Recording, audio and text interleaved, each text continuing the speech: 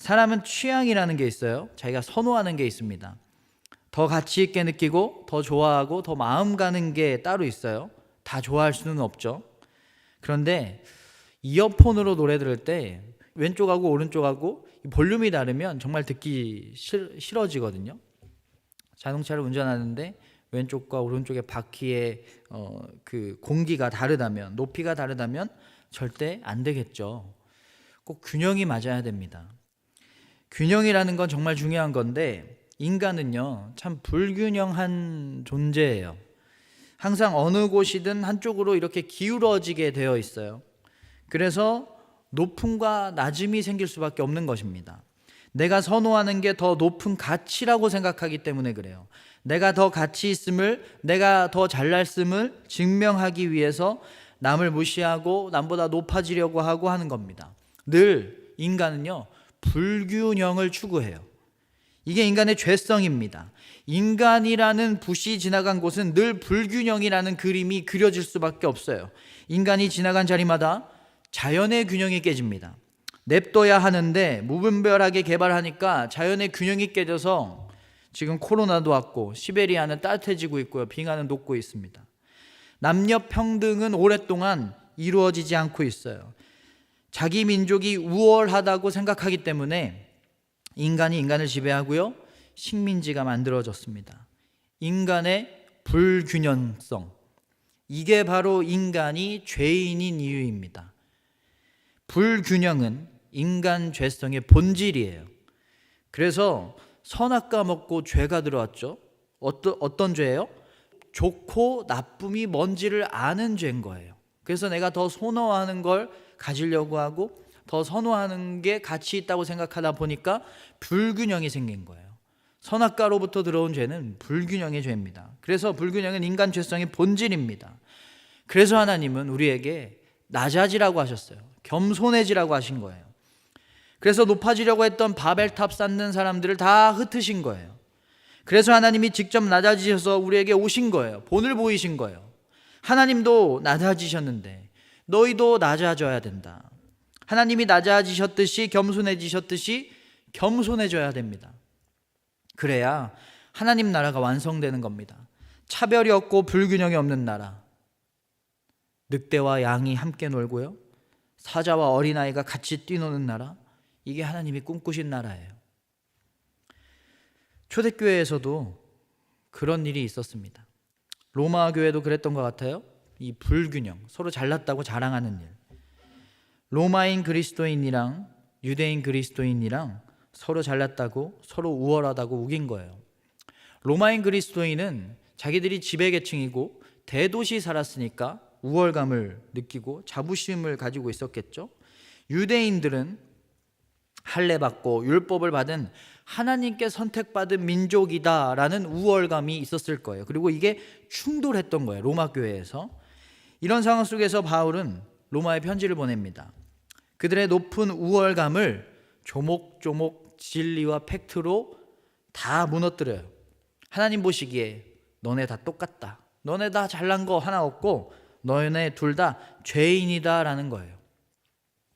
이방인들은 하나님 몰라서 율법 몰라서 죄를 지었다라고 말할 수도 있지만 이거 핑계 될 것도 아니다. 왜냐하면 하나님이 자연 계시를 통해서 얼마든지 하나님의 신성과 능력을 알아볼 수 있게 해주셨다. 유대인들은 하나님이 율법 주셨는데 그거 지키지도 않고 그냥 율법을 알고 있는 것만으로도 스스로 구원받았다고 생각하니까 너희도 죄인이다. 이방인들은 자연을 통해서, 유대인은 율법을 통해서 하나님을 알고 하나님 뜻대로 살아야 되는데 다 죄만 지었다. 그래서 의인은 없나니 하나도 없다. 다 죄 아래 있다는 거예요. 죄의 보편성을 말하고 있습니다. 죄 앞에 모두 다 똑같다. 그리고 하나님의 진노 앞에서 아무도 피할 수가 없다는 겁니다. 다 진노 아래 있다.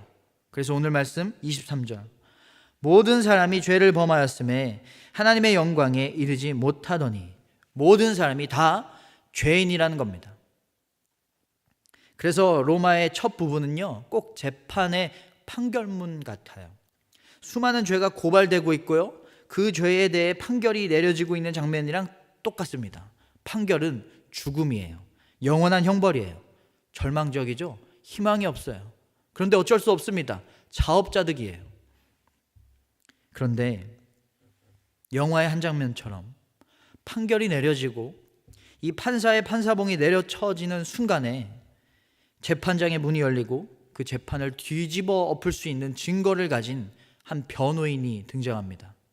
21절, 이제는 율법 외에 하나님의 한 의가 나타났으니 율법과 선지자들에게 증거를 받은 것이라. 22절, 곧 예수 그리스도를 믿음으로 말미암아 모든 믿는 자에게 미치는 하나님의 의인이 차별이 없느니라. 예수님이 등장하셨습니다. 증거를 들고 오시죠. 우리를 구할 증거는 바로 하나님의 의로우심이었어요. 예수님이 하나님의 의를 들고 오셨어요. 그리고 재판장에서 뭐라고 외치시냐면 죄로 인한 그 형벌 내가 대신 받겠노라. 이게 하나님의 의입니다. 우리를 위해서 대신 죽으시는 것, 우리를 대신해서 죄의 값을 받으시고 우리를 구원하시는 것. 25절 볼까요? 이 예수를 하나님이 그의 피로써 믿음으로 말미암는 화목제물로 세우셨으니 이는 하나님께서 길이 참으시는 중에 전에 지은 죄를 간과하심으로 자기의 의로우심을 나타내려 하심이니. 예수님의 죽으심으로 우리 모두를 죄에서 구원하시려고 하는 하나님의 의가 나타난 거예요. 죄로 인해서 죽을 수밖에 없는 그 암흑과 같은 상황을 복음이라는 빛으로 비추신 겁니다. 빛이 있으라로부터 시작된 창조처럼 이 복음이라는 빛이 우리를 새롭게 창조하는 거예요. 옛삶에서 새 사람으로 거듭나게 합니다. 죄인에서 의인으로 거듭나게 하는 겁니다. 그러면 우리는 이런 엄청난 하나님의 의로우심이라는 은혜로 우리를 위해서 대신 죽으신 하나님의 그 보혈로 새롭게 구원받았는데 어떻게 살아야 그 구원받은 자로서의 합당한 삶을 살 수가 있을까요? 어떻게 사는 것이 우리를 위해서 죽으신 예수님의 그 죽으심을 헛되지 않게 할 수 있는 것일까요? 우리는 모두 죄의 보편성 아래에서 똑같은 사람들입니다. 모두 죄인이에요.